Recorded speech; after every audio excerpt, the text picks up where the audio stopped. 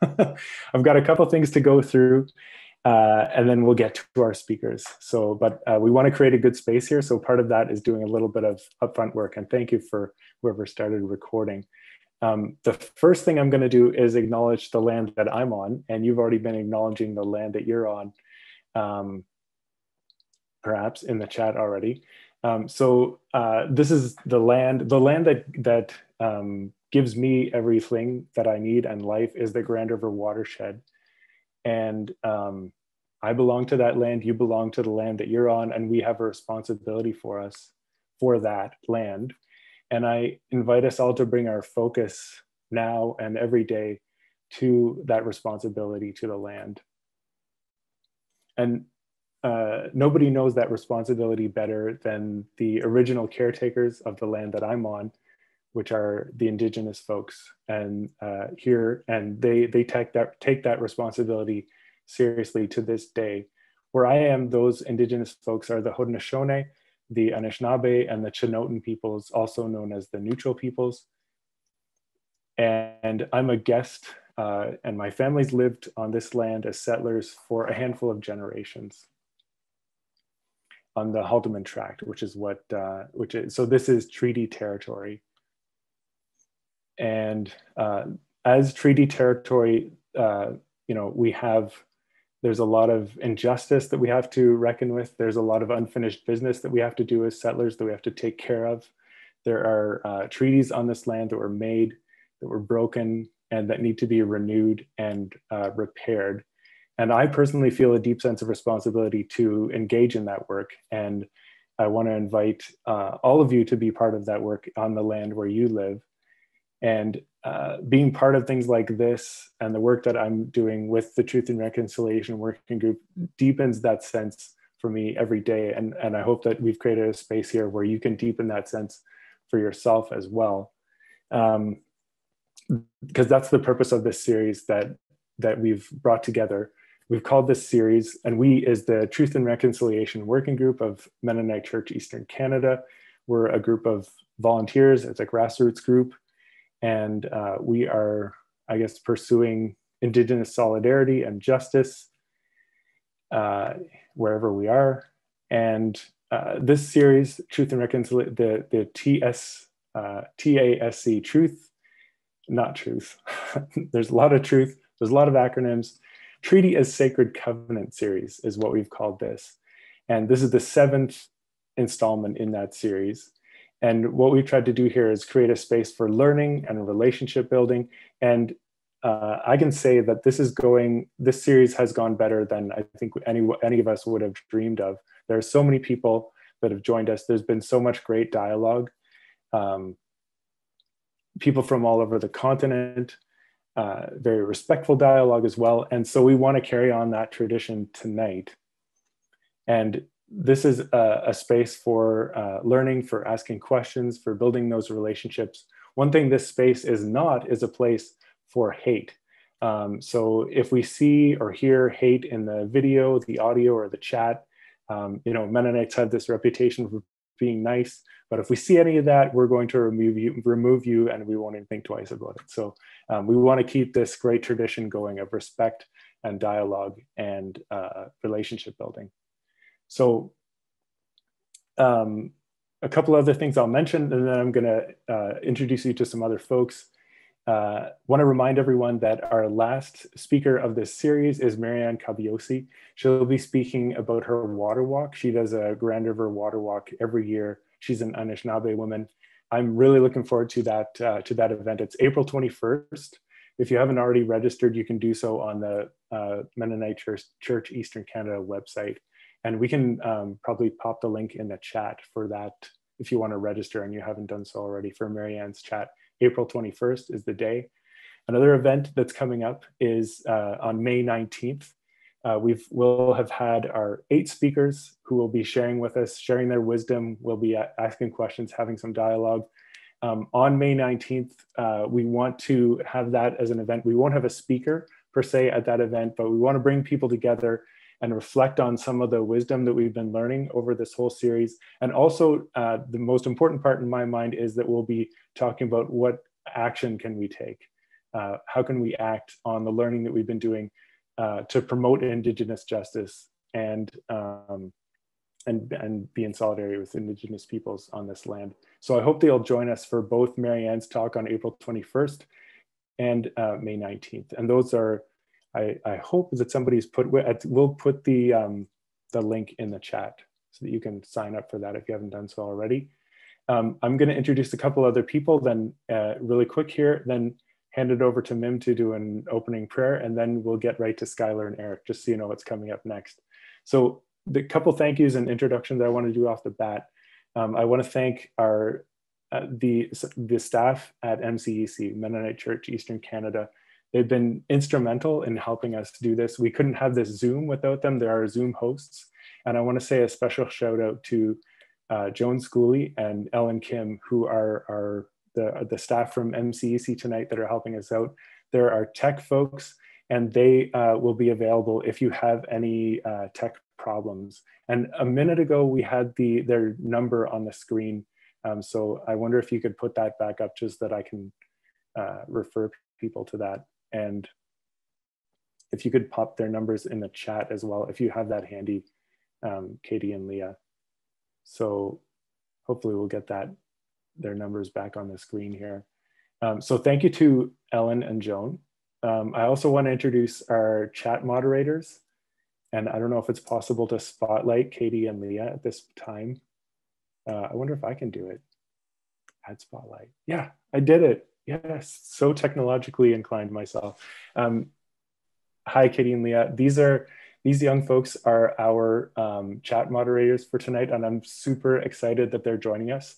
I say this a lot, but young people are leaders of today, not just tomorrow. Sometimes we say, someday you'll be leaders. They're leaders right now.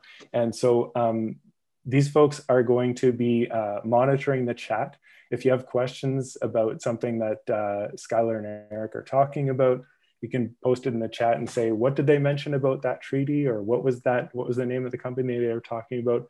And those folks will try and find some of the answers, post them in the chat, or we'll collect those questions and make sure that we get answers for you if we can't get them for you right away tonight.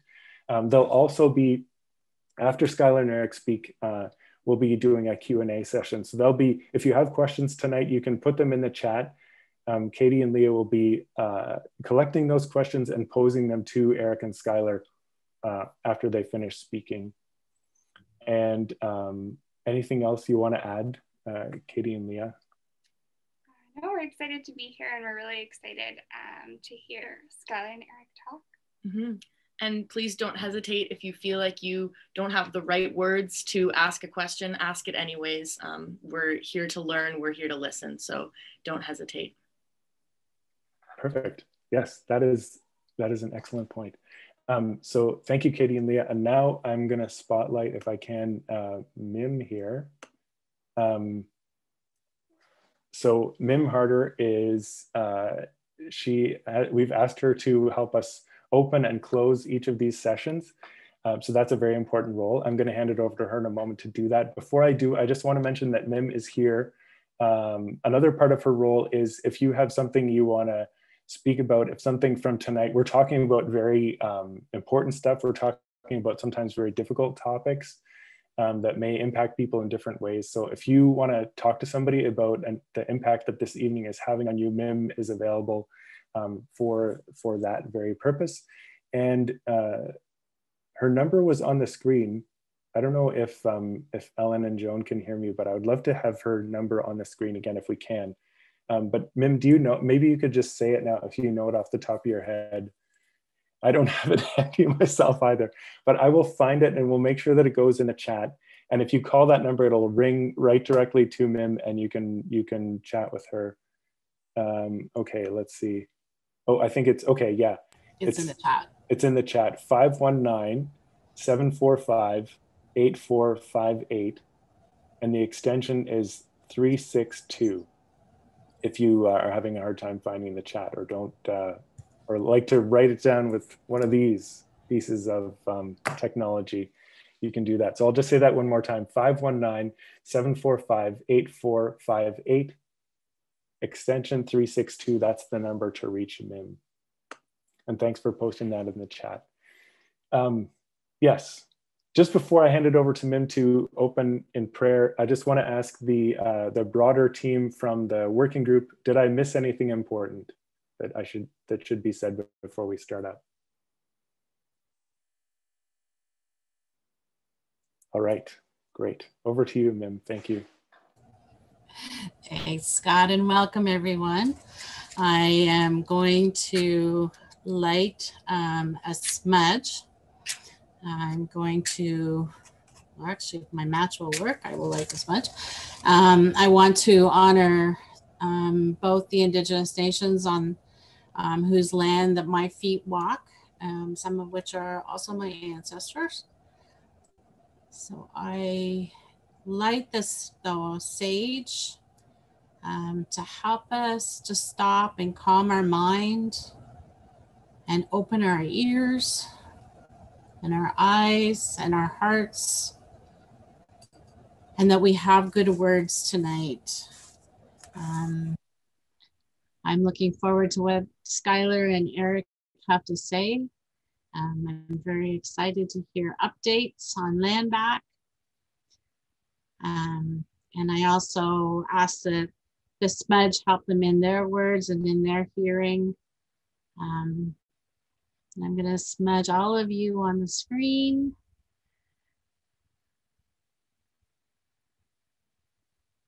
Just to give us time to pause and reflect.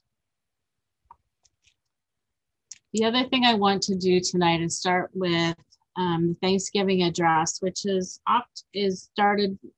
starts most meetings in Haudenosaunee life.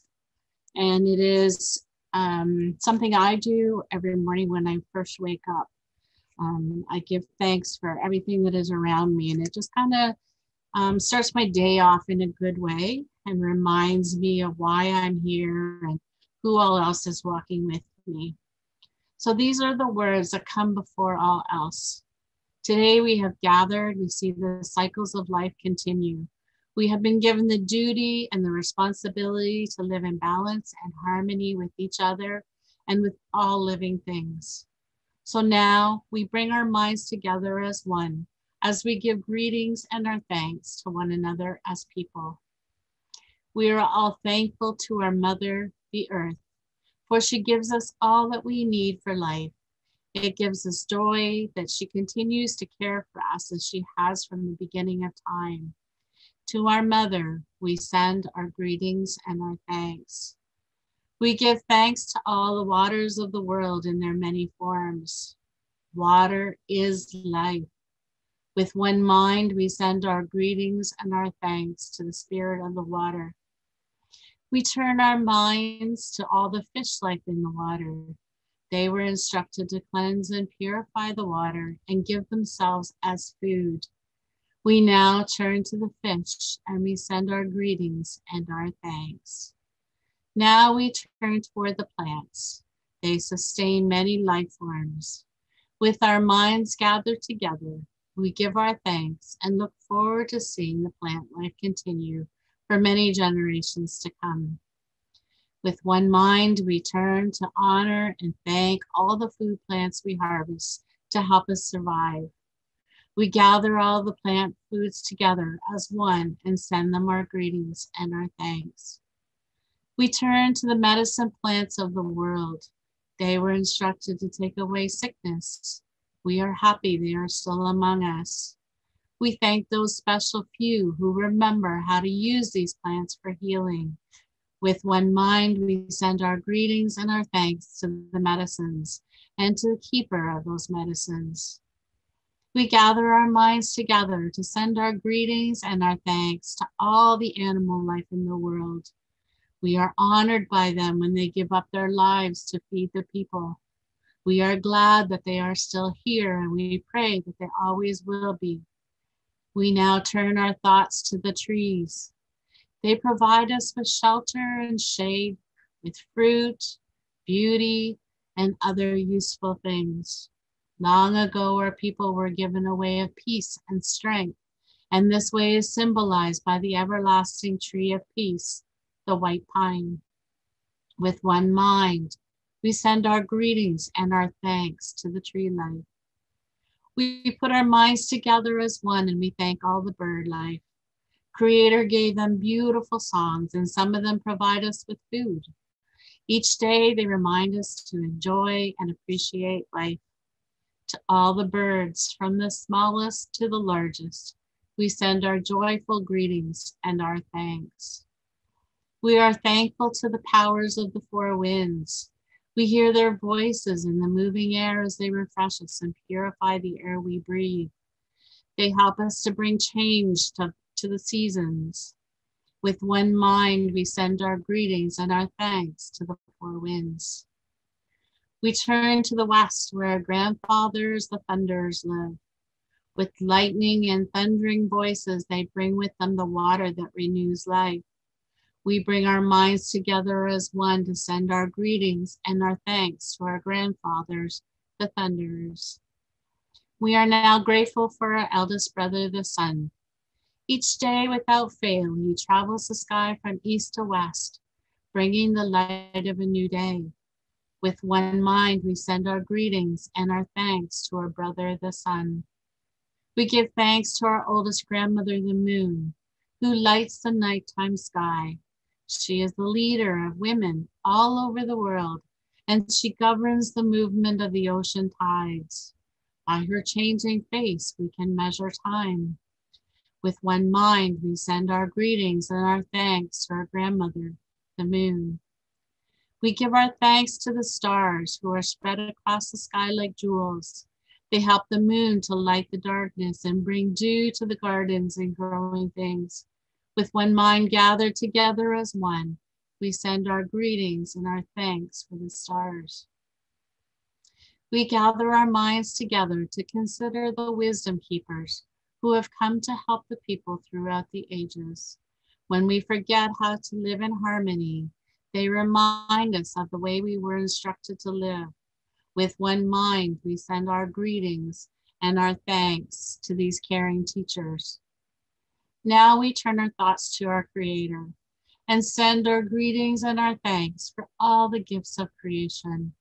Everything we need to live a good life is here on this Mother Earth. For the love that is around us, we gather our minds together as one and send our choicest words of greetings and thanks to our Creator. We have now arrived at the place where we end our words. Of all the things we have just named, it is not our intention to leave anything out. If anything has been forgotten, we leave it to each individual to send their greetings and their thanks in their own way. We end our words. Now our minds are one. All my relations, no way.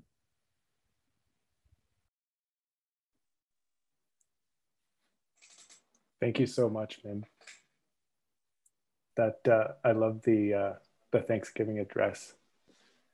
So now it's my pleasure and my honor to introduce our speakers for this evening. We want to give them lots of time to share with us.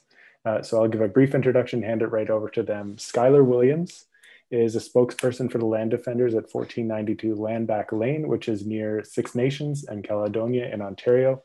He and the other land defenders have been at the site since the summer of 2020, and those land defenders are calling on the Crown to meet with Six Nations and fulfill their outstanding land obligations and debts. Despite the court injunctions and arrests and intimidation from Ontario Provincial Police, the land defenders remain on the site, and they are there right now, and are determined to continue their struggle until there is a peaceful resolution.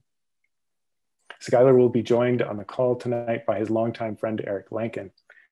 Erik was born on the Haldimand Tract and was part of Waterloo North Mennonite Church here in Waterloo region where I am when he was growing up. He has been deeply involved in Indigenous justice and solidarity for many years and is calling on Mennonites and others to become engaged in seeking justice for Indigenous peoples. So thank you very much for joining us, Erik and Skyler, and we'd love to hear what you have to say. Well, yeah, and just start by welcoming everybody to Landback Lane. So yeah, right now we're sitting in one of the buildings, one of the few buildings that we've constructed here on site, and so that's we've been quite blessed in the amount of support that we've had to be able to have the resources to be able to put together the buildings that we've been able to have here. Like right now, we've got 10 tiny homes and a couple of not very much larger, but community buildings that we've been able to utilize as a kitchen and meeting space, and space for us to be able to eat and gather together. So yeah, I guess just a bit of the history here. Like we came in here on July 19th. And so people that don't know, like this is the Haldimand Tract territory, which is 6 miles on either side of the Grand River from the mouth to the source. And so that bit of land is been whittled away over the last 150 years, 200 years to about 5% of what once was.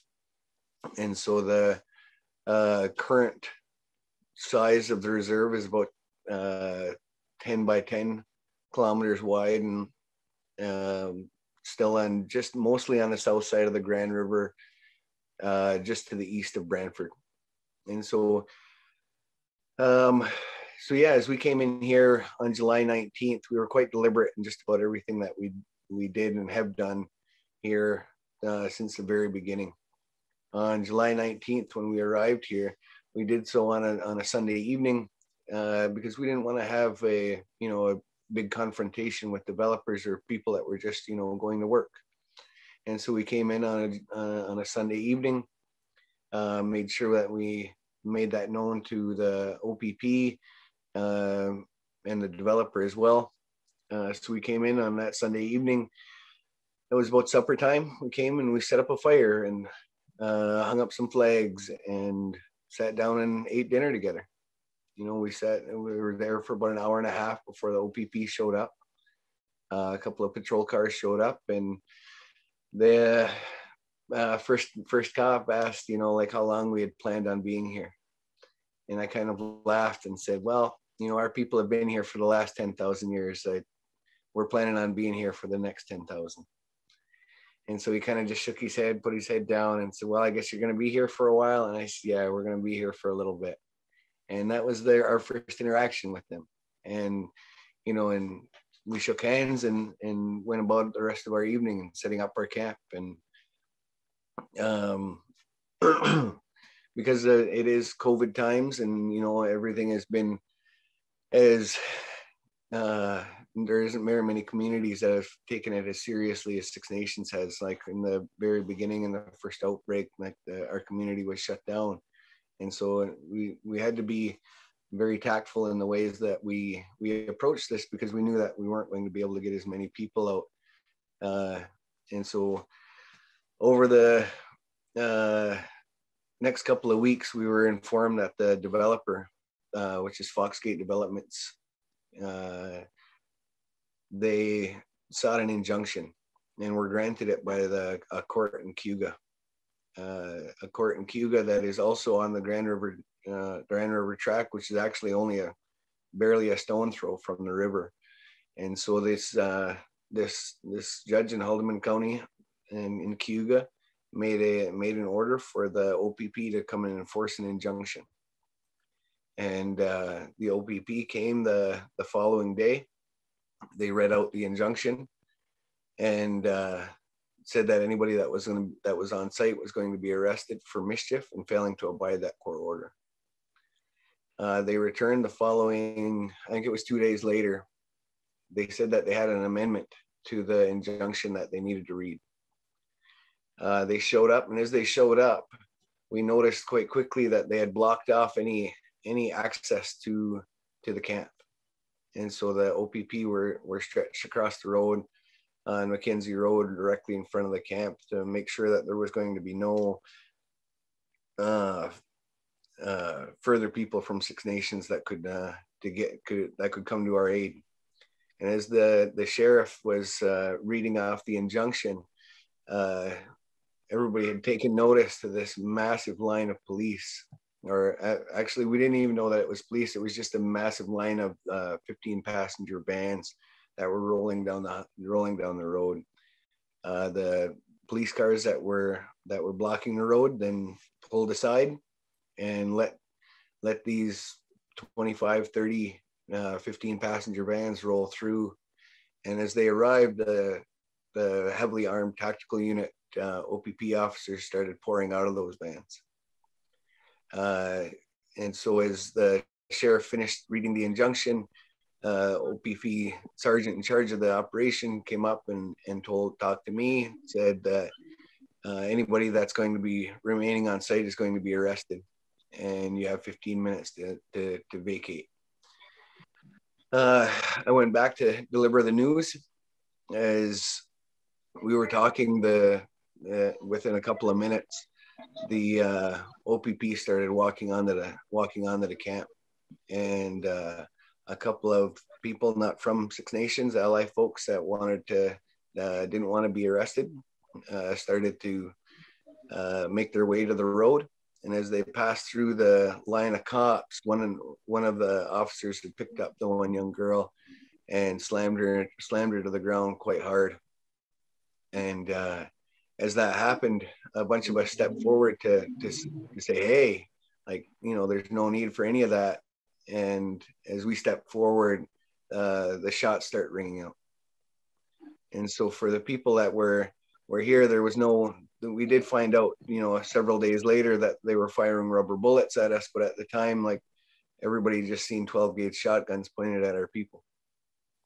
And so as those shots started ringing out over our heads, and one of them hit the vehicle standing behind us, me and a friend of mine were standing against the truck, and the rubber bullet hit the truck beside us, and we were pelted with the little balls of the rubber as the rubber bullet had blown up against the truck. And so both of us were just covered in these little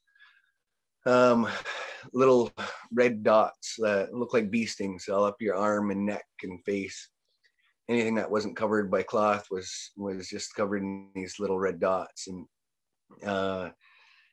as our people started to, you know, make our way out the back of the camp, there was a trail that you could walk through, and we started making our way that way. You know, nobody was running, everybody was walking, and people were getting arrested as they walked backward. There was 9 of us arrested that day, including myself. When we got out of jail, about, I don't know, 4 hours later, somebody came up to me as I walked out of the police station and said, do you know what's going on the ground down there? And showed me a phone. And it was our people, Six Nations people, like hundreds of people had come out and had blocked highways and railways and roadways, any access that the police had to further inflict this violence on our people. They made sure that the OPP had no way to come back in and inflict that violence any further. And as we got back down to you know, where the barricades were set up, people had you know, started to ask us, like, you know, what do you guys want to do? And so everybody kind of, you know, huddled together, and we said, well, we're going to go back to our camp. We're going to go back to Landback Lane. And as we're standing there talking, my phone went off, and it was one of the OPP police liaison team members, and said, you know, like, you know, don't do that. Like, I told them what we were going to do. And much like the very first day, there was, you know, 25 or 30 of us that jumped in cars and proceeded to make our way back to the camp, and drove right back in the front door. And as we pulled in, OPP were pulling out. And so there was, again, not a big confrontation with police, and police were let to leave, and we were let back into our camp, and we started putting our camp back together. You know, we started, the police had taken and torn apart tents and, you know, their makeshift kitchen that we had, and, you know, we had just start rebuilding and putting everything back together, and you know, put my tent back up, and, you know, it was kind of back to business as usual, but now there's barricades up. And so one of the things that we had set to do almost immediately afterwards was to try and get those barricades down, to try and let people know that this wasn't about, stopping these roads. This was about getting our land back. And so everything that we did was to try and make this as peaceful an occupation as we possibly could. Like, I know we've been portrayed in media and, by the far right as being, violent Indigenous extremists and things like this. But I mean, like, there's never been weapons here of any kind, and so, like, yeah, I think this idea is quite laughable to most of us. And so it's, so after that day, when the barricades came back down again, it was about a month they were up. This injunction was still hanging over our head. And so family, friends, we set to work and trying to figure out how to fight this injunction. Injunction is a civil proceeding that is a tool used by massive corporations to dispossess generally just Indigenous people from our lands. It is very seldom used in any other circumstance. And so this injunction law is a very niche kind of area of law that not very many lawyers have any experience with. And so the lawyers that we contacted were, not very helpful in this regard. And so, the lawyers that had some experience in this were very, very expensive. And so at the time that we started fundraising for this, I think we had raised about $20,000 at the time. And the first lawyer that we had talked to that had some experience in this, that didn't have any conflicts, he wanted between $1 million and $1.5 million to be able to represent us in this. And so it was such an extreme number. And I kind of laughed, and then he's like, well, I understand you guys got some fundraising going. And how much have you raised so far? And we had, I think it was $22,000. And he's, well, I guess you better get baking some cookies.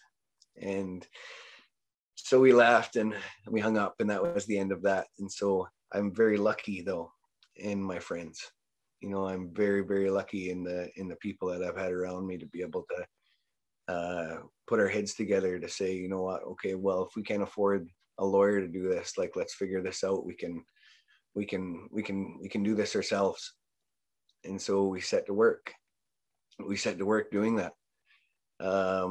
We figured out all of the things that we needed to put forward in order to get all of the history of the land put before the court, so that the court could make a more fulsome decision about what the history here is, why this is important to us, why our people have made this claim to this land.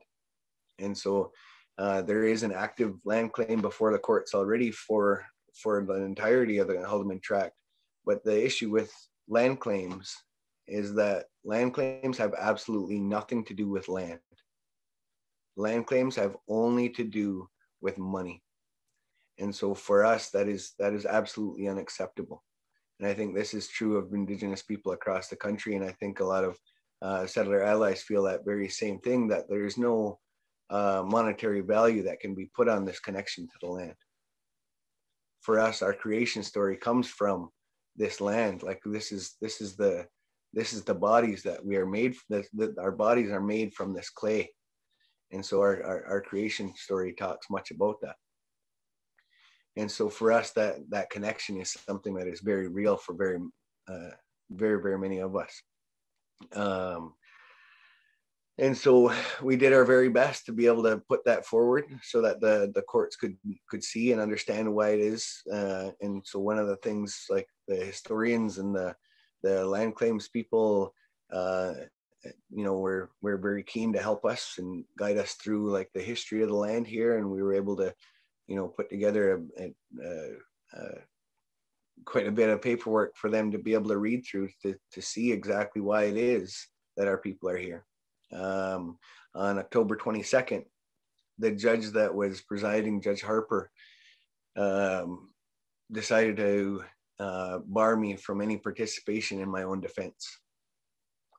The judge then struck everything, every bit of evidence, every bit of history, every affidavit that we had sworn, all of the work that we had done, was all struck from the record, and we were told that we were not going to be allowed to participate in the civil proceeding in our own defense. And that day he granted a permanent injunction, forever deciding the fate of the lands here, and awarded that to the developer. When we got done court, we had a little press conference out in front of the camp. When we finished that, we proceeded over to where a lot of our friends from Kitchener who continue to bring out food meet us at 6 and 6. We made our way back over there for lunch. As we got there, my wife had called and was quite frantic on the phone. I was maybe 30 seconds away, and she was quite frantic on the phone and said that the police are here and they've got their guns out. And I said, I'm almost there. What's going on? And the phone went silent. And as I pulled up, there was again the same cops with the same big guns pointed at our people. And as my door shut, the shots started ringing out again. One young man was shot in the back with a rubber bullet. Another was tasered in the back. And so they were trying to exact arrest on that day as well. And our community showed up again in a huge way, and again made sure that like all of these roads, all of this infrastructure that is put through our territory was not going to be utilized to inflict that violence against our people any further.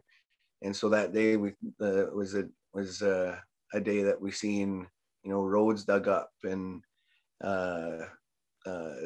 highways shut down so that we could have free access to come and go from Six Nations and the camp, because like the camp actually borders the reserve, and so the only access that we have is through that area at 6 and 6. And so it really is an amazing bit for our community to be able to come out the way that they have and continue to, like when folks from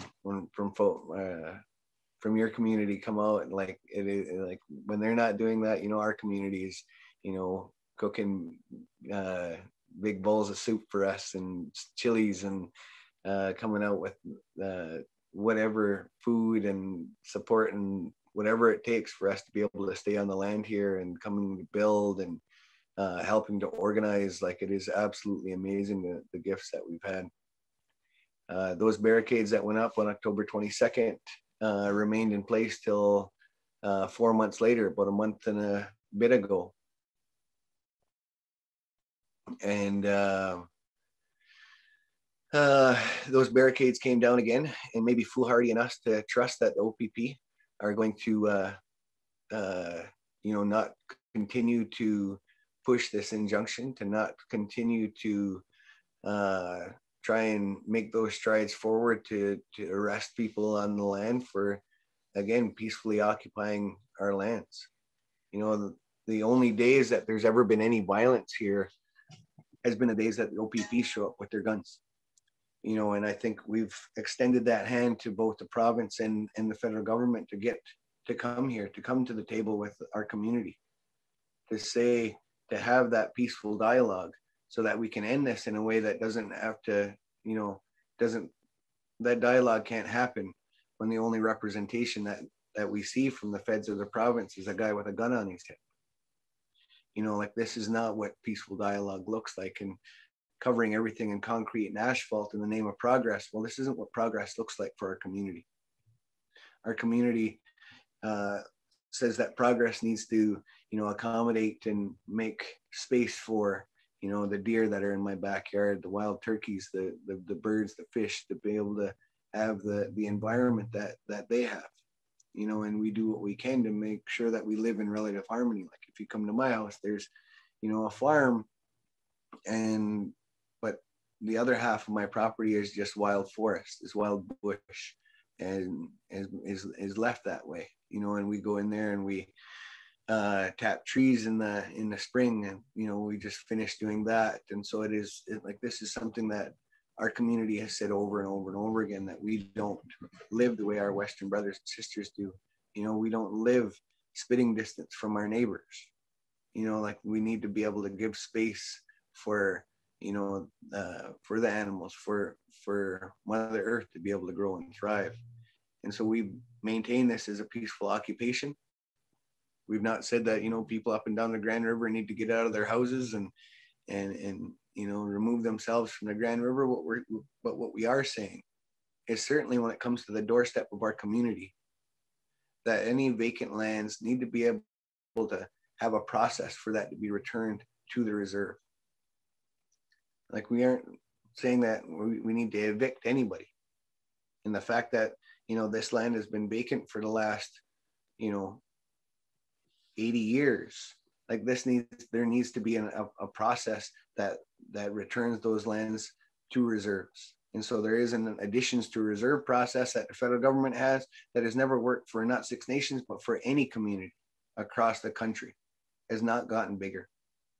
The only thing that we are saying is that we want to be able to have the same opportunities that every big city, every small town, like every one of them has grown exponentially in the last 150 years. And so we want that same ability to be able to grow our borders and to grow and thrive as a community. We want to be able to tell our grandkids that that, you know, we want to be able to give them the opportunities that our Western brothers and sisters have off the reserve, to be able to grow, to be able to thrive, so that not only that our community can grow bigger, but we can also leave that space for the environment, for those birds and the animals that roam there. And so if we have that opportunity to do that, I think we will be able to make a lot of headway in being able to do and be respectful in that dialogue with the feds and the province, to understand that, you know, there needs to be a means of peaceful coexistence between all of us, but one that sees our rights respected. And so with that, I'm going to turn it over to Erik. And how's my battery? Good. Well, thanks everyone for having me. Thanks, Skyler, for sharing what you shared. Definitely jump in if I'm saying anything wrong. Do I got about 16 minutes? Yeah. Okay. Yeah, I just want to maybe just start by saying that this stuff brings up a lot of emotions for me over the past couple of weeks when I've thought about speaking with the Mennonite community. I've been brought to tears a lot, and so I have strong emotions about this, and I have strong convictions and strong perspective, and I want to make challenges to the Mennonite community, but I want to start by honoring where you are as individuals on your journeys. I've watched a lot of the Truth and Reconciliation or the Treaty of Sacred Covenant videos so far, so I have a sense of what you've been learning about and talking about. And I just want to honor you wherever you are in your journey. And I also want to honor your communities and your congregations, both for the work that you've already been doing to support Landback Lane, and also all of the other good works projects that Mennonite churches do. So I don't want that to be overlooked. And then I do want to sort of say maybe some things that might be harder to hear. So I'll start by saying the way that I see the problem of Indigenous settler relations in Canada. I think oftentimes we talk about getting Canada to respect its own laws, and that's an important way to look at things. But I think that we also have to recognize the other confrontational side of the coin, which is that Canada is a nation state. It is a claim on a territory. And we're asking Canada, or we're demanding that Canada acknowledges legitimate claims, sovereign claims to its territory, and that is an existential threat for Canada. And we need to be realistic about that. And that needs to go into when we write the police or when we write politicians, and we expect the decision makers of Canada to make the changes that need to be changed, that maybe they actually can't do that. They can't make that change, and they need us to make the change for them. And so for me, I think of it like Canada's a house. It's a house where the Canadians live. Oh, also, before I keep going, I just want to acknowledge too that talking about the history of Mennonites is an oversimplification of history. And if you yourself are not encompassed by the oversimplifications, I apologize. You know yourself, you know the story of you being here. And I'm sorry that I don't know your specific story. And I'm sorry that my history can't incorporate the complexities of who you are. I ask you to forgive me. So I see it this way. Canada is a house. It's a house where the Canadians live. And people like Justin Trudeau would tell a story of Indigenous settler relations, which is that Indigenous people are wards of the state that live in the house, and Canada gets to decide things about them.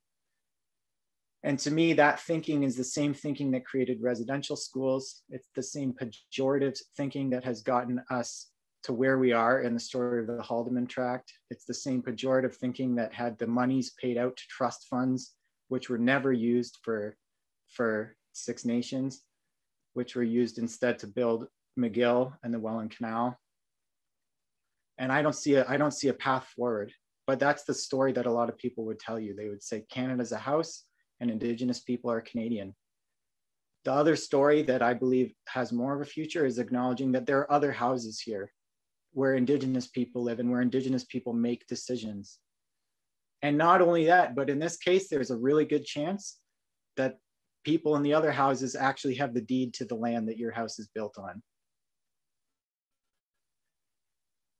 And so I think when we examine that context and say actually that we're trying to get Canada to acknowledge sovereign claims to territory on territory that it claims, we have to be realistic and we have to say, we actually don't, when you look throughout history, we don't have a good model for how this is done. It's usually done with things that look like violent revolution. And that's why I see the Mennonite community as being a very important player in the way forward because of the spirituality of Mennonites and the connection to pacifism. I will say just a little bit about who I am. I grew up as a child in a Mennonite church. I have not been a practicing Mennonite in my adult life. I identify very much with early Anabaptist history. I'm not a pacifist, but I care deeply about pacifism and about its role in the world. And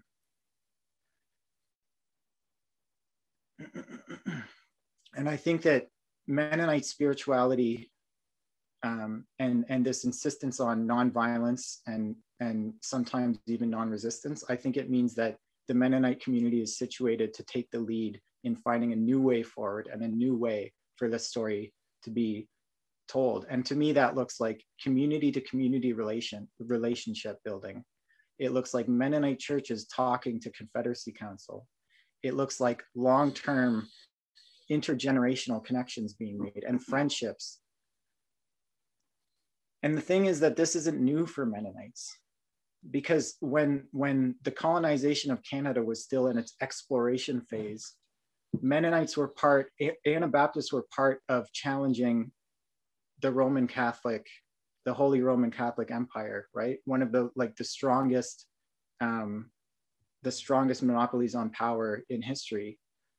And our ancestors, they threatened the status quo to such an extent that they were hit with the full extent of the Inquisition. And our ancestors suffered tremendously rather than give up on their convictions. And we're sort of like nearing the 500-year mark of the 500-year anniversary of the first martyrs.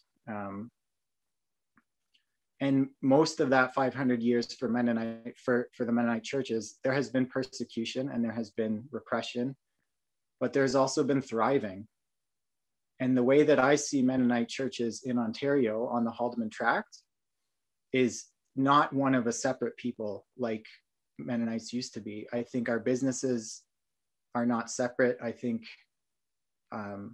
we support the government, we identify as citizens, and we pay taxes.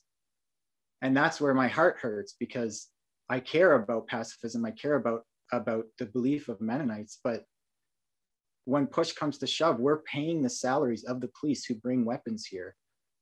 And I would say also that the story of raid day, like that's violent, but that's a drop in the bucket of the violence. Like in my life, I've been stirring up trouble and picking fights with the Canadian state. I've spent months in jail, spent time on house arrest, and I've seen a little window into the amount of sustained violence that gets put on Indigenous people when they're tremendously overrepresented in prison. And to me, it creates a spiritual impasse, because I don't see that it's pacifist to be collaborating with genocide, and I don't see that it's pacifist to be collaborating with colonial violence.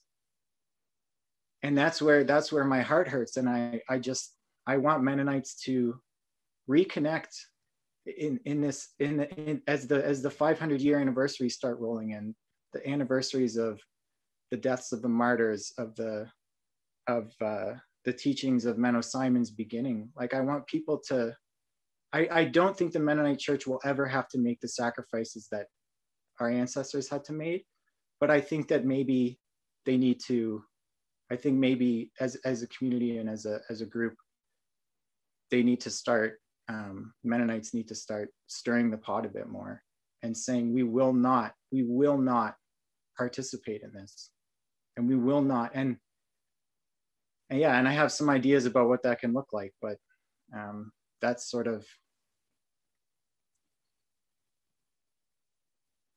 yeah.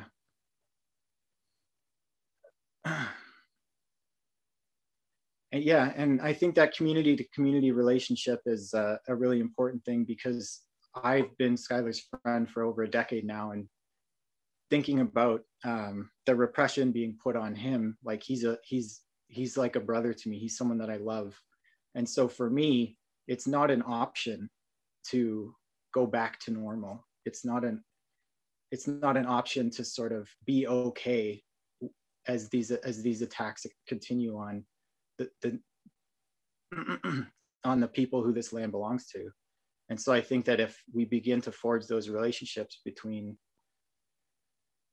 the community of Six Nations and the communities of Mennonites in Kitchener-Waterloo and other places on the Haldimand Tract, that people will, like, your heart gets pulled into it and you just don't have a choice.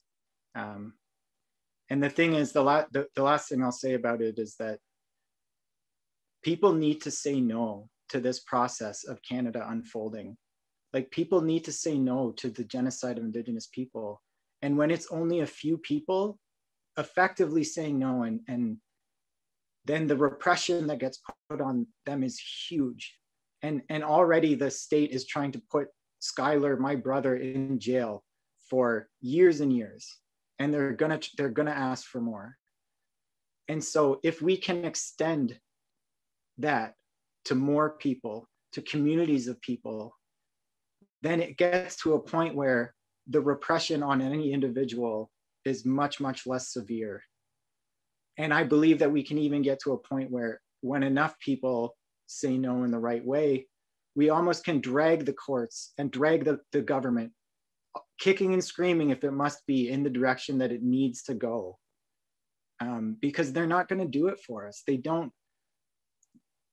It's like that old adage, when your only tool is a hammer. But in this case, when your only tool is an 8-gauge shotgun, which with less than lethal rounds, like, you know, the only thing that they know how to do is more violence. Anyway, how am I doing? And yeah, and I mean, Erik and I have been friends for much more than a decade now, and like, I think we've gotten old in this fight, and so and you know, I just want to say how grateful I am to my brother here to, you know, be able to stand shoulder to shoulder with him in all of this. And you know, whenever this stuff goes on, his number is always top of the list to be able to call, because I know, you know, he'll have my back, and it's really important that the work that he does, and like I really appreciate you guys and having the opportunity to come here and speak with you all. And I encourage folks, I know there was a Q&A time, and I really encourage anybody that has questions and anything, please. I would like to hear from folks from the Mennonite community to be able to ask Erik or myself any of the questions that you want. Yeah, well, thank you. Thank you so much, first of all. This has been great. I guess, first off, I'll invite everyone just to take a deep breath, and on your exhale, open your mind more, because we're gonna get into some questions. So we're gonna ask some questions that Katie and I have been stockpiling, and please continue to ask more. And we ask that you keep your questions respectful, but feel free to ask the hard and uncomfortable questions. So I guess we'll start with a question you kind of pointed us to, Erik. What does it look like for Mennonites to stir the pot, to stand in solidarity with Indigenous people, and to stand up against the violence of the Canadian state? Yeah, thanks for that question. Well, I think first of all, to recognize the ways in which Mennonites already are. And I definitely don't want to contribute to an idea that certain ways of supporting that are already being done, like cooking meals and bringing meals to the front line. It's like, that is incredibly important labor. Like that is another piece of the puzzle of resistance. It is in some ways, I mean, vitally important. No one can stand up to the police raid if they haven't been eating, you know, like, so I do want to recognize that and honor that. And to me, I mean, my idea, I mean, it's a little bit complicated because my journey is different, and I understand that people won't make their life path as enmeshed with these issues as I have, and that's the world. We can't all do it. But when I think about the Mennonite community that I grew up in, and when I think about what I would want for a community of people dedicated to pacifism, is I would want people to calculate their tax dollars for a start as like a broad campaign, and withhold that money and say, how much of my money is going to the OPP? How much of my money is going to the prisons? I'm going to withhold that. And I'm going to withhold that. And I'm going to send a message to the province and say, I'm withholding this money. I'm withholding it until you go and negotiate with Confederacy Council. And if you go and negotiate and you negotiate a peaceful solution, I will pay that money. And if you don't, if you instead attack again, make another violent raid on that site, that withheld money will go to the Landback Lane Legal Defense Fund. And I think that's a way that people can participate even without this being the thing that you specialize in. And I think there's also tiers of less confrontational ways that people can participate, like making donations to the defense fund, like continuing to cook meals and deliver meals and do the work that's already being done. And then I would just say that if your heart is feeling activated and you feel like this is something that you want to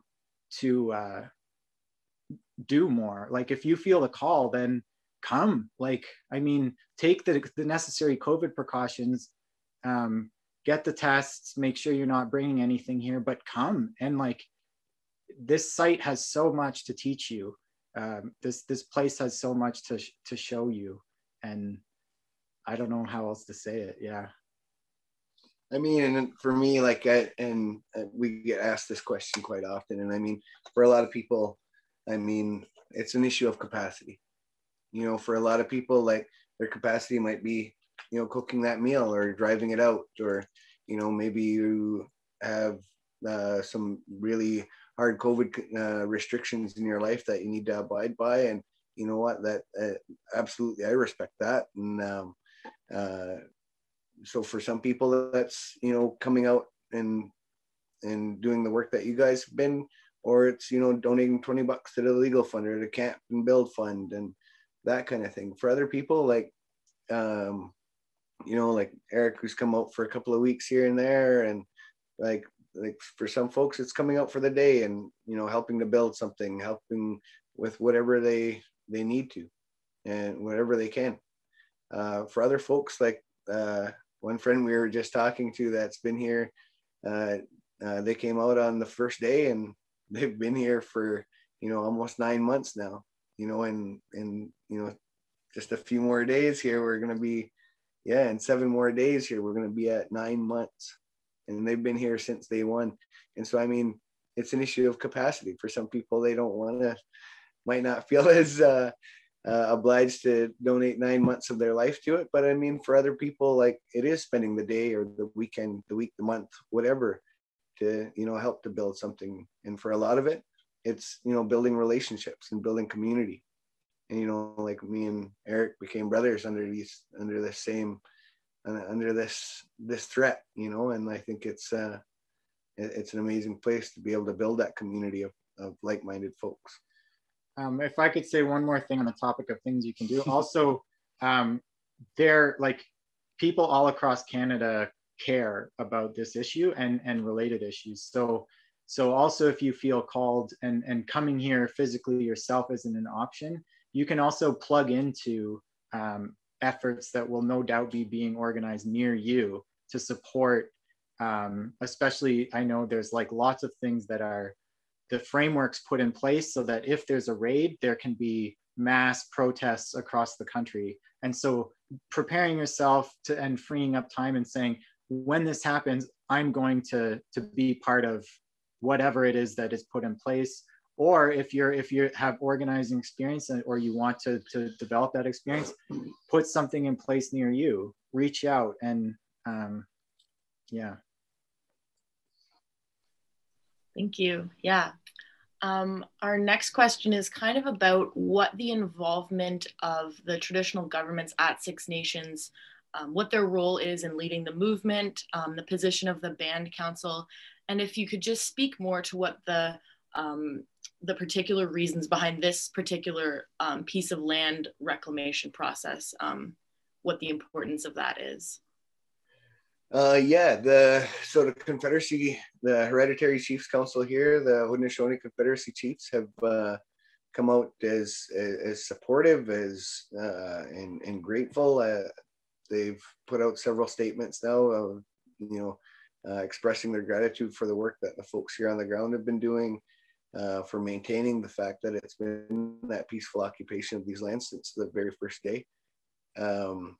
You know, and again, have been calling for the feds in the province to get down and have some real discussions about what that looks like moving forward to maintain that peaceful stance that we've made. The elected Band Council several years ago had taken a accommodation deal to let this development go on, and a lot of people were quite upset with the Band Council for doing that. But me personally have absolutely no blame for the Band Council in taking that. It was $350,000 that they were given for by the developer to be able to develop these lands.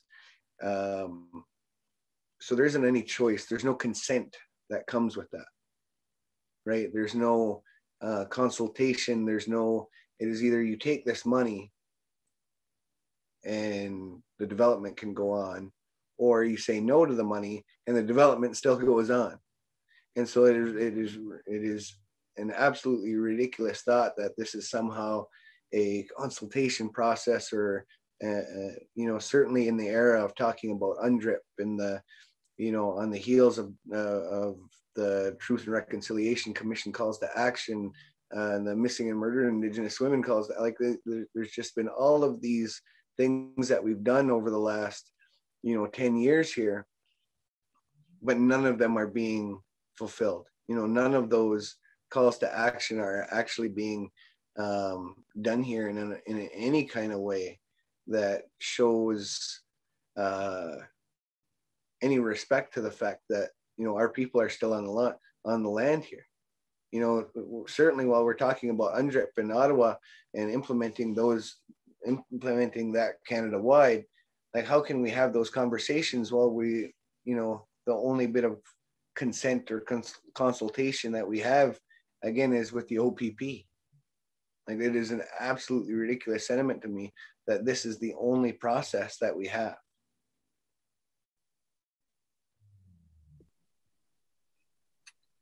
I'm wondering if you can speak a little bit to the current state of the injunction and where that is at. Yeah. So on October 22nd, that was the granting of the permanent injunction, and so that was a superior court in Cayuga that made that ruling.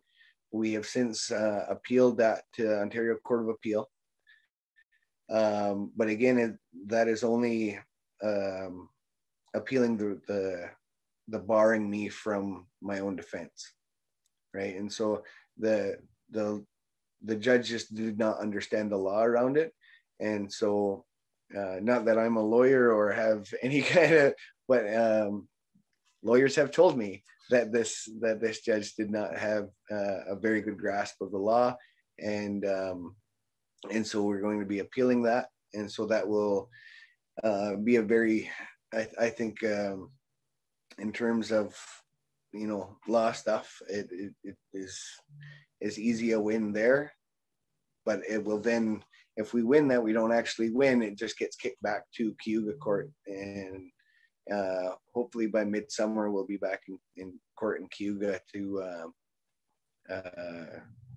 retry the whole thing all over again. And so hopefully this time we'll be before a judge that will be able to hear and see some of the history of the land here. Right. Another question is, how do you see these lands being returned to Six Nations? If not in addition to reserves, is there any another process that you would prefer, with what elements? No, I mean, I think that's what we've been asking for, is for the additions to reserve process be one that works, and it needs to work not just for here, but across the country. Like, this needs to be a broad sweeping change to what that process looks like, because right now the municipalities have veto power over those lands being returned to reserve, and so the mayors in those respective counties, if they're planning on running again next year, they're going to, it's quite a stance to make, to say that you're choosing to shrink your tax base in order, like, you're not going to win too much next year if that's the choices that you're planning. Like, and so, yeah, I think absolutely, if we can find a way to make that work, I think that needs to change. I guess I would just want to, I'm sorry to sort of echo something I said already, but I think being realistic about where change is going to come from, being realistic about, people's capacity who, hey,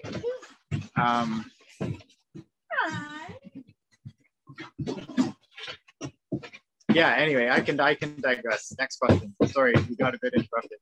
No, thank you.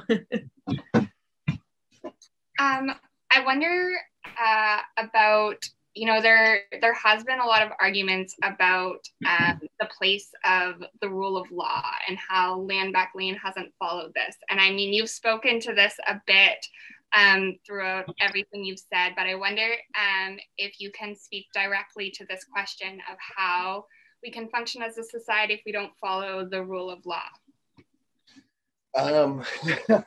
Yes, I mean, it is. So there's lots of answers to that, right? And so if you want to talk about, like, the under Canadian law, the Supreme Court has said over and over and over again that there is this massive divide that has happened between Indigenous people and the judicial process, between the Indigenous people and policing. And so Gladue is a court case that has really fleshed that out in a very, very long way in the Supreme Court, in Ontario Court of Appeal, over and over and over again, that says and recognizes that this divide has happened. And so for us to be able to do whatever it takes now as the courts to start to recognize that and implement laws that are going to answer for all of those years and years and years of oppression and creating and building that divide and not listening to, not functioning in a way that sees Indigenous voices and Indigenous lives in the same way. And so one of the things that we talked about in our civil case was that the Supreme Court has said that very, very, like over and over and over again in criminal context. For us, bringing that into the civil context, we were saying that there is no more obvious of a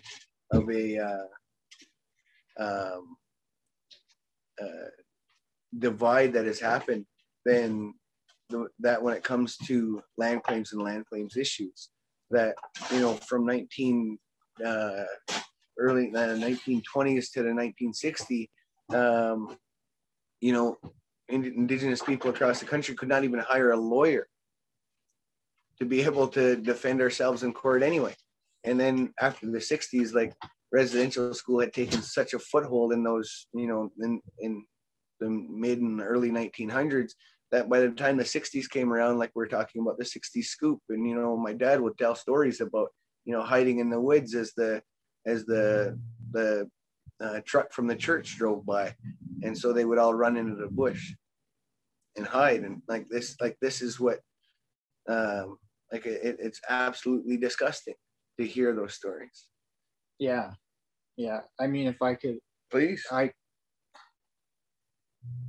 So, I mean, when you first, like, I grew up in the Mennonite community. I grew up in a middle-class white family. And so when you first start putting your ear to the ground of injustices that happen in Canada, especially around Indigenous issues, you get very surprised. You're like, what do you mean? And this is like, this Landback Lane's a great example. Like, what do you mean the police showed up and started firing large rounds at people that were not being aggressive? Like, what do you mean the judge literally cut Skyler's microphone, literally silenced an Indigenous person on their own territory in a courthouse on the disputed territory? And you just are like, what's wrong here? And I hate to default to an old activist trope, but after 2 years, 5 years, 10 years, 14 years, you realize actually the system's not broken. It's doing exactly what it's supposed to. And this is one of the things I'm most passionate about.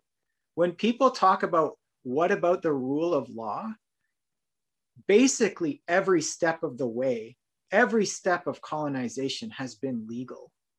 Like, when they banned Indigenous people from having lawyers, that's legal, that's the law. When they abducted Indigenous children for generations and put them in hell houses, that was legal.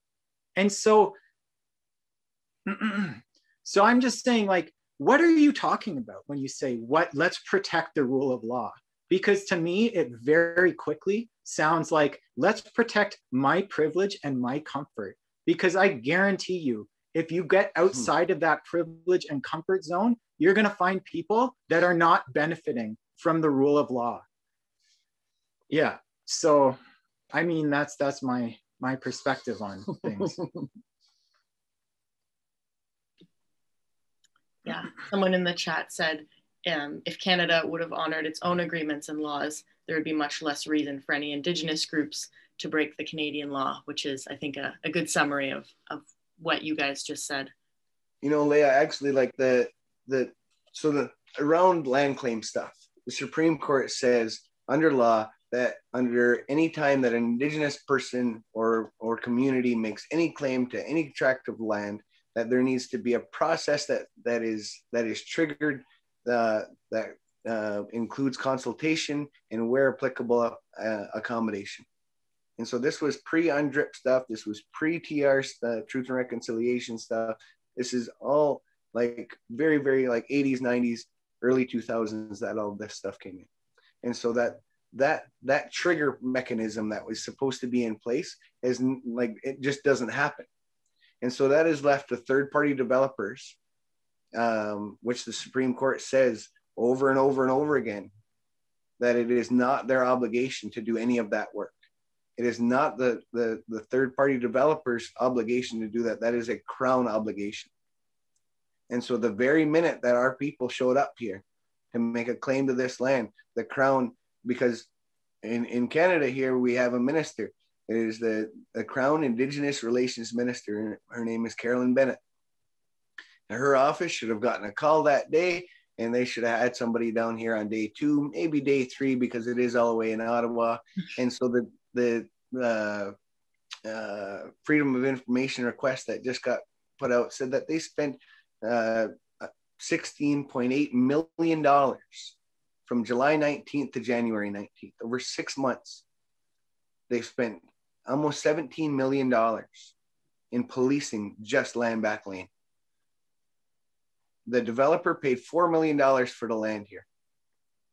And so if they're paying $90,000 a day, over $2.5 million a month, so that they can police people sat by a fire, you know, and we kind of laughingly say all the time, this has been kumbaya by the fire here since day one.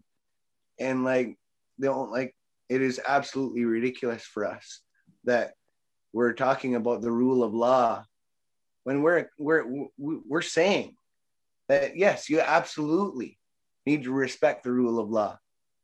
But when it, you know, flies in the face of these massive developers, you know, that are looking to build 1,400 homes on the doorstep of our community, further hemming us in, because again, we've been saying, like, this isn't about kicking people out of homes, but certainly we do not want to be hemmed in as a community, and certainly not by 1,400 homes right up to the borders of our nations.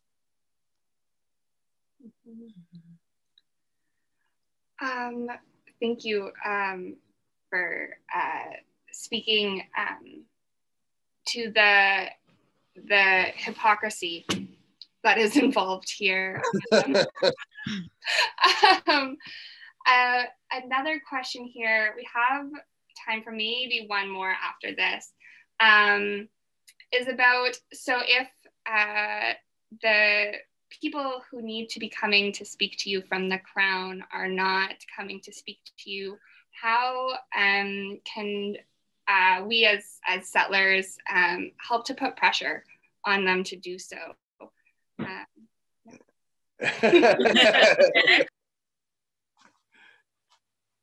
That's you. Again? Yeah.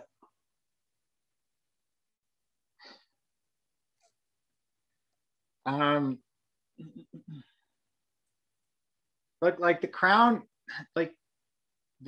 is gonna act when it's in their best interest to act. Like, I guess, I mean, you're like, I feel a little unqualified to, like, I definitely think my, you know, tax resistance campaign would like put some pressure. I definitely think, you know, participating in nationwide civil disobedience when it happens would put pressure. But like, really, like, I'm interested in the people who, like you all on this call, who are learning about these issues and feel compelled, like, to check in more about you and your communities and what work you can do to connect with the people who rightfully own the territories that you live on, and start building those relationships and those bridges. Because like, the Crown's gonna, like, anyway, I'm an anarchist. I don't have a lot of faith in the structures that claim power. I have faith in the power that people coming together and forging relationships and building community. I have faith in that power. And I think that the judges are gonna make the right rulings. I think they're gonna, like, the judge needs to be like, well, I can't sign this injunction because if I do, I won't be able to uphold it, you know? And then he won't sign they won't sign the injunction. Like, it's the community building, it's the situating yourself in your community. And again, like Skyler said, I understand everyone has different capacities. I understand, but starting to tell the story of how you as a person and the communities that you're part of are going to build those bridges and subvert the people that say they have power over the land, and they'll catch up, right? Like, if the people are doing the work that needs to be done, like they have at every step of the way. Like, none of the values that we hold, none of the values of freedom came from a judge scratching his head one day and going, you know what? I think slavery sucks. Like maybe we shouldn't, like this comes from people deciding what needs to happen and creating the grassroots conditions for it to happen. And then some lawyer is gonna say it was their, you know, it was their effort that did it. Some politician is gonna jump on it and be known as the politician. But it happens on the ground, and it happens between people and communities. And that's the work that I'm interested in seeing. So I'm sorry for kind of skirting the question. You asked a direct question. I have some direct answers, and it's like, yeah, tax resistance, participating in civil disobedience, giving them no other choice. But there needs to be consequence for judges making absolutely terrible decisions like this one. There needs to be consequence for a judge in Haldimand County, Ontario, deciding once and for all for the entire Grand River whether or not we have claim to these lands. That connection that our people have to these lands is something that no judge, no cop, no gun or jail is going to persuade or dissuade, our people from making the stands that we are. And so if there's no consequence for these judges and these cops and these jails for putting our people behind bars, for continuing, like right now, as part of the injunction, they're looking for $20 million in damages from me, because I'm the sole named party in the civil proceeding. Like, this is absolutely ridiculous that this is the state that we are in. And I was funny. And maybe I can just throw a quick story in about my kids. So I was just telling this story to Erik that like me spending time with my kids.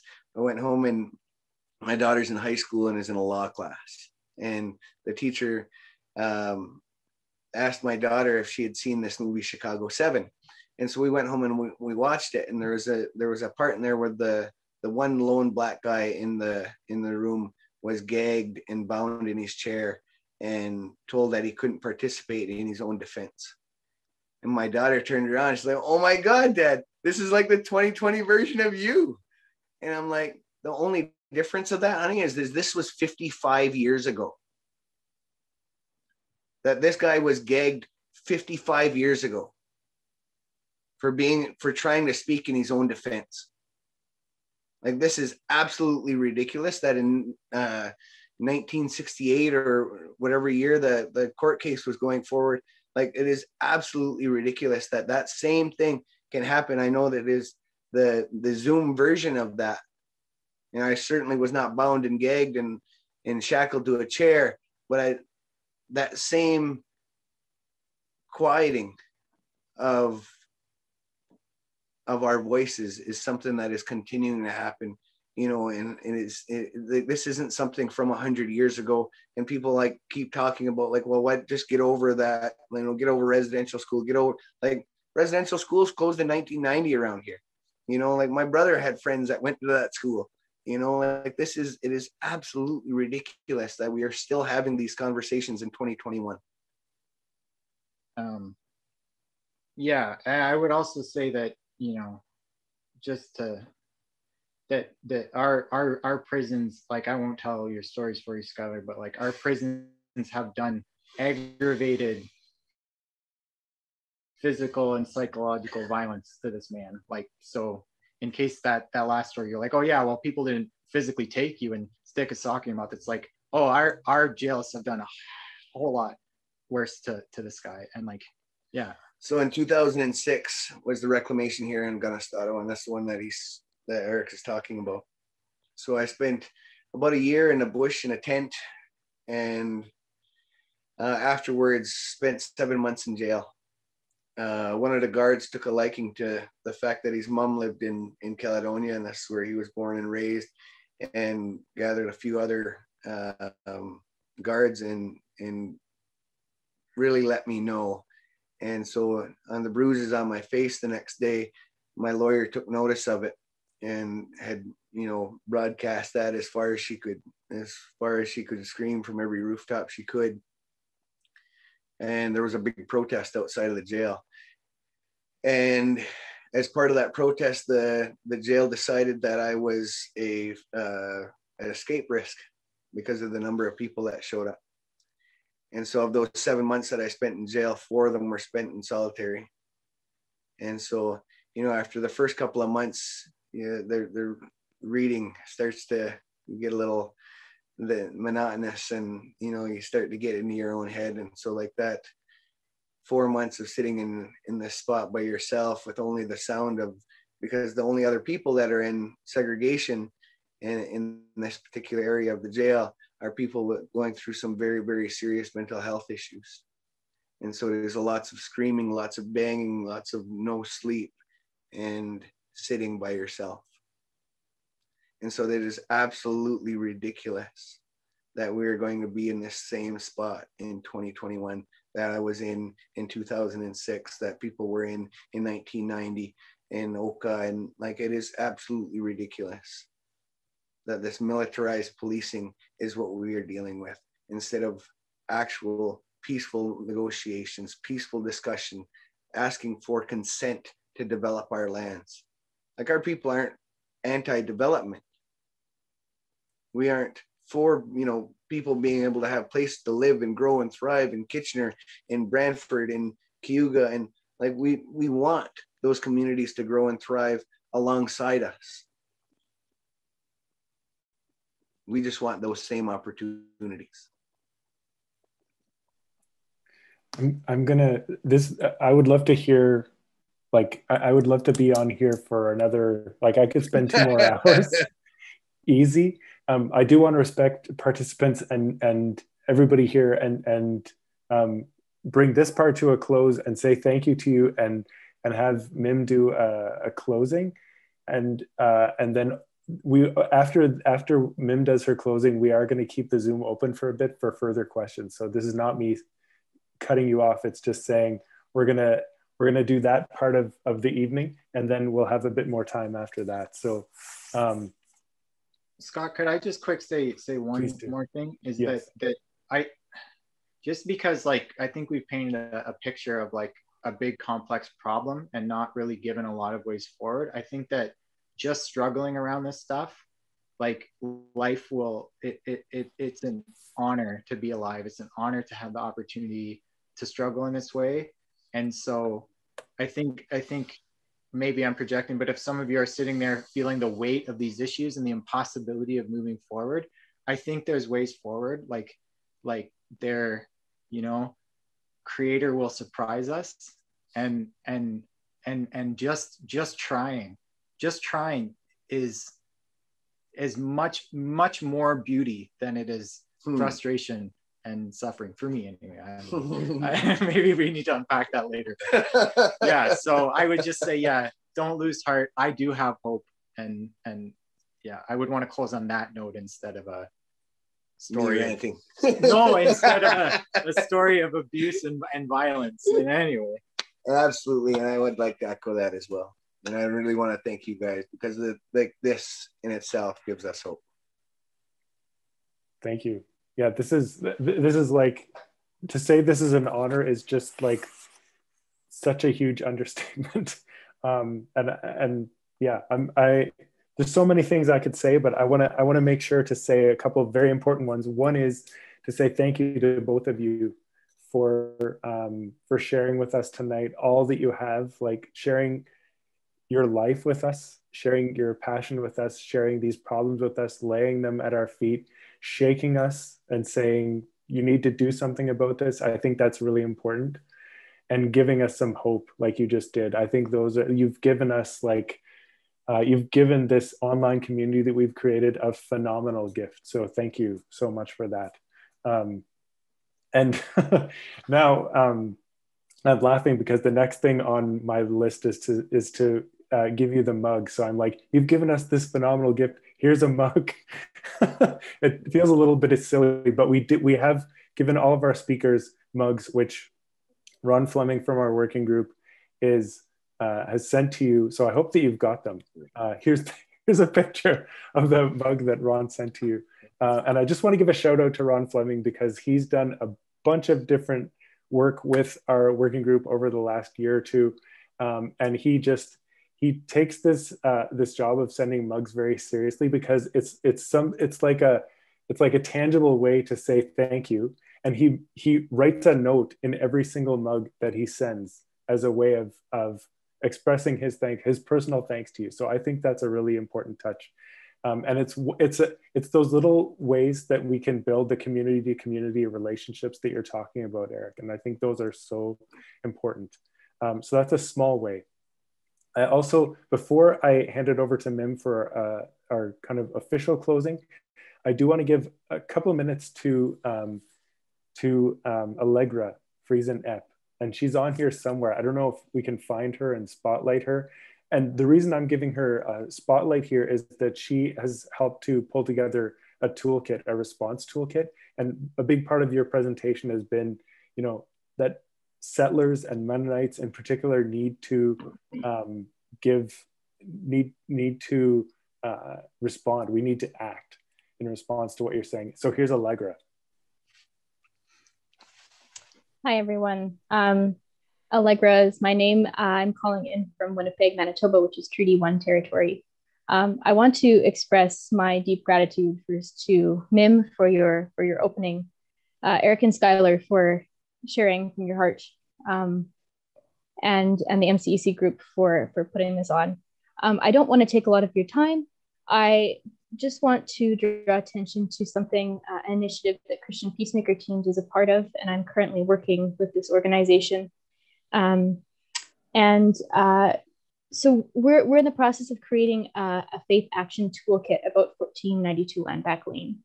And this is in response to the calls we have heard this evening and similar calls from land defenders. This question of what can we as settlers and as Mennonites and Christians, what can we do? And I know that I may probably make some revisions to that kit based on what I've heard this evening. Been really inspired. So I want to just to let folks on this call know that this kit's designed specifically for churches to learn about how we might stand in solidarity with land defenders at 1492 Landback Lane.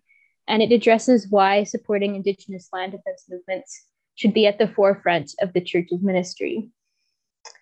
So in the toolkit, you'll find worship resources, whether they're songs, litanies, or sermon prompts that explore themes of land, of dispossession, of justice for Indigenous peoples, and also about repudiating the doctrine of discovery. And there will also be action items about what churches, both within the Haldimand Tract and beyond, can do to help. So this will, it's not quite available yet, but it will be made available soon on the Christian Peacemaker Team's website. We will also make sure to send a link to the toolkit out to everyone who has signed up for this webinar series. So you can look forward to seeing that sometime soon in your inbox. And I hope that this can be one of many things that contributes to our journeys of learning and action. So thanks for the time, Scott. And yeah, good to be here. Thank you so much, Allegra. That's really important. And I'm glad that you've, thanks for all your work on that toolkit. I've seen a draft of it already. The last thing I'm going to say before I hand it over to Mim is that we are going to plan, our working group is going to plan a follow-up Zoom call that will invite people to, where we can discuss specifically how we can take action on in solidarity with the land defenders at 1492 Landback Lane. So there's going to be a bit of organizing that has to happen, but we'll make sure to send you a link and the details of that meeting.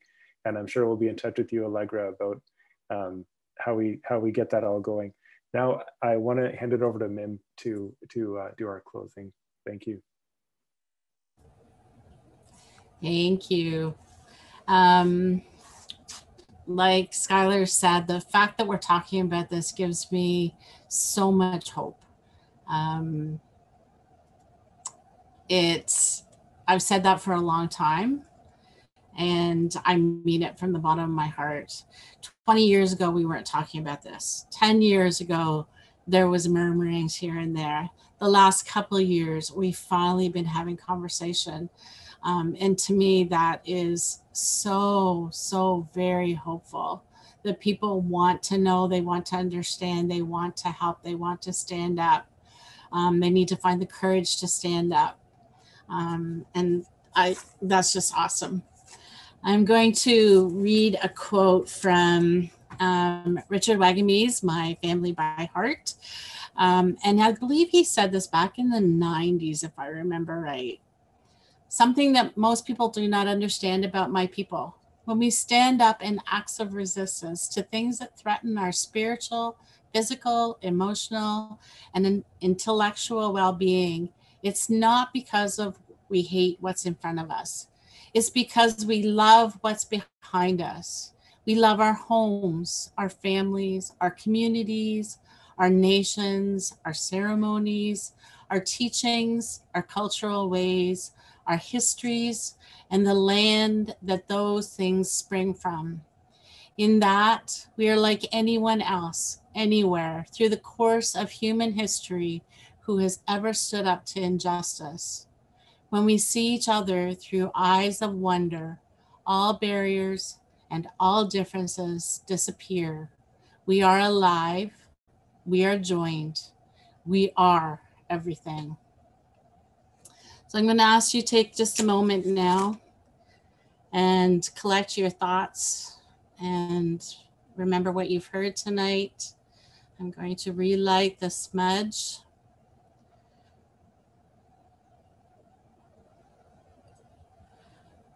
I raise sacred smoke for you who are troubled, confused, doubtful, lonely, afraid, addicted, unwell, bothered, or alone in these different times. For those of you in sorrow, grief, or pain, I raise the sacred smoke.